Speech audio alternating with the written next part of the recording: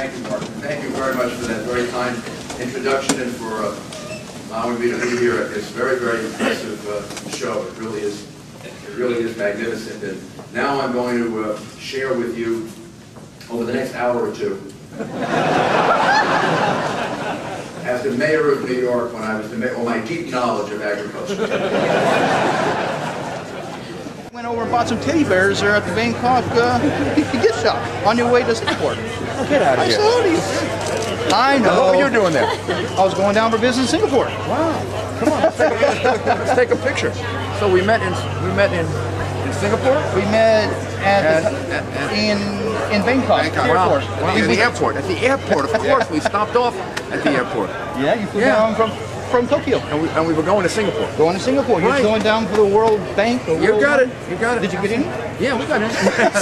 They let us in. Well, if I were President of the United States, it would be for all the people of the United States. And I understand, and I work just as hard for them, and it would be the same dedication and the same desire to learn all the things you have to learn so that the entire country progresses. And I begin with a very, very clear knowledge that the Central Valley is the largest and the most diverse agricultural economy in the United States. I'll get one. You have a Sharpie? Anybody have a Sharpie? Somebody get up We there. need a Sharpie for this. For this operation here, we need a There you good go. old Sharpie. There you go.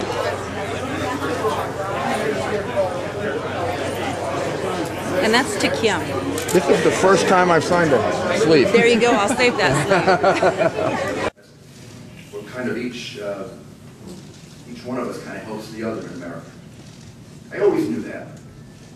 It got written into my mind and my heart and my soul in a way that I will never now forget it on and after September 11, 2001.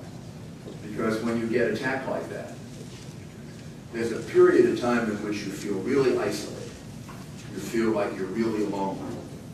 We had people, there were firefighters. Can't remember, I think they were from Indianapolis. I think it was Indianapolis.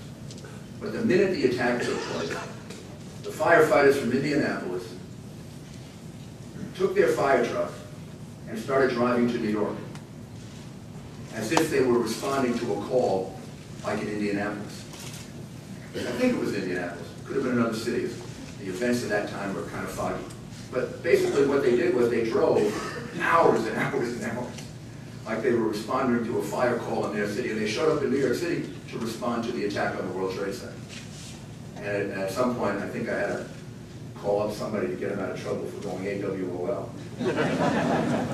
But they came and helped us. Firefighters from California came and helped us. Police officers from Chicago. So you realize how much we depend on each other. I think the way you make progress in life is you learn from your mistakes. We all make them. My mother used to say, the sign of an intelligent person is not a person who doesn't make mistakes, it's a person who learns from their mistakes. And we made a mistake in this country with energy. The mistake we made in this country with energy is 30 years ago, we should have started to become energy independent. 30 years ago, when we first saw what was happening in the Middle East, when we first saw how it was possible that we could be extorted or put in a really difficult position of having to give money to our enemies. And I just met 2 Marines that were wounded in Fallujah when I came in here. It's very, very frustrating in a way that goes deep into your heart, really, that we've got to send money to our enemies because we've got to keep the lights on in America. And we're in that position because we didn't, 30 years ago, do the things that we should do to be as close to energy independent as we can be, or at least energy diversified. So we don't have to, we're not required to send money to our enemies, the people that oppose us, or to see money from Europe going to our enemies. We should have expanded our energy resources then. We should have taken on the special interests, kind of overcome them, and led to the national interest of having a lot more sources of energy and a lot more diversity of energy. Okay, we're going to have to do that now.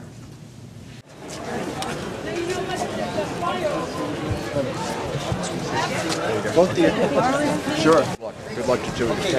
Thank you. Okay. Okay, watch your feet, folks. Watch your feet. Watch your feet. It's not for me. Have you heard that story before? The American farmer is the most productive, the most innovative, the most creative farmer in the world.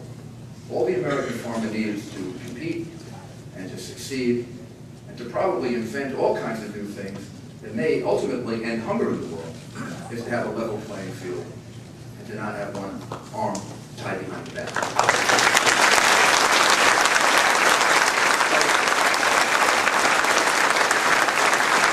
We want to do business with people. That's what we're good at.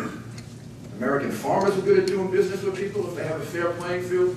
American financiers are willing to do business with people if there's a level playing field. Doesn't matter. I think that's part of the American character. So why are we at war? We're at war because they're at war with us.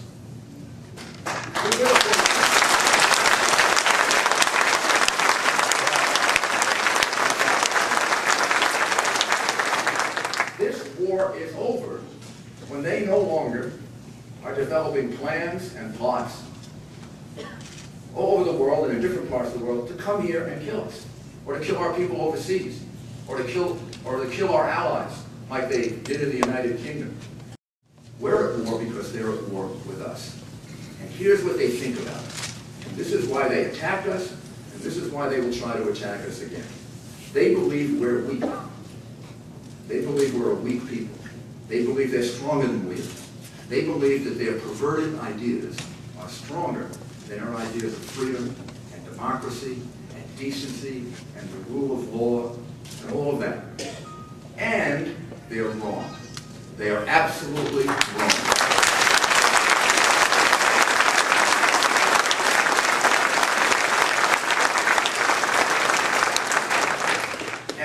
And we have got to try to succeed in Iraq. And I hope and I pray that every American supports our succeeding in Iraq. Because if we succeed in Iraq, it isn't George Bush that succeeds. It isn't Republicans that succeed. It isn't the military that succeeds. It's the American people that succeed and become safer. And we need to understand that. We also need to understand that no matter what happens in Iraq, and I hope to God we succeed, no matter what happens, this desire of these terrorists to come here and kill us is going to continue. And we've got to focus on how we're going to protect ourselves, how we're going to defend ourselves, and without going into a big, long speech about it, we have to remain on offense against them. We can't go back to the way we used to be in the 90s, which was on defense, which meant they would attack us, and sometimes we would respond, and sometimes we wouldn't respond. We have to be on offense, like you play a football game on offense, except this is a lot more important than a football game. We have to try to figure out where they are, and we have to try to stop them before they come here and harm us. And if we do that, and we remain committed, and we remain strong, and they start to realize that they can't really thwart us from the great conviction that we have about the things that we believe in, this war of theirs against us is going to be over faster. So I ask you, please, when you look at all of this, remember that this is as much a war for ideas as it is a war on battlefields. And I'll tell you, when I need to be reinforced about how strong America is, and how determined it is, and how I am absolutely convinced that this war on terror is one we're going to win because our ideas are stronger and better. When I come here to the Central Valley, and I see those two Marines, and I meet all of your farmers and all of your people that work so hard and understand what America is about, I end up not only being sure of it, I end up being certain of it. So thank you very, very much.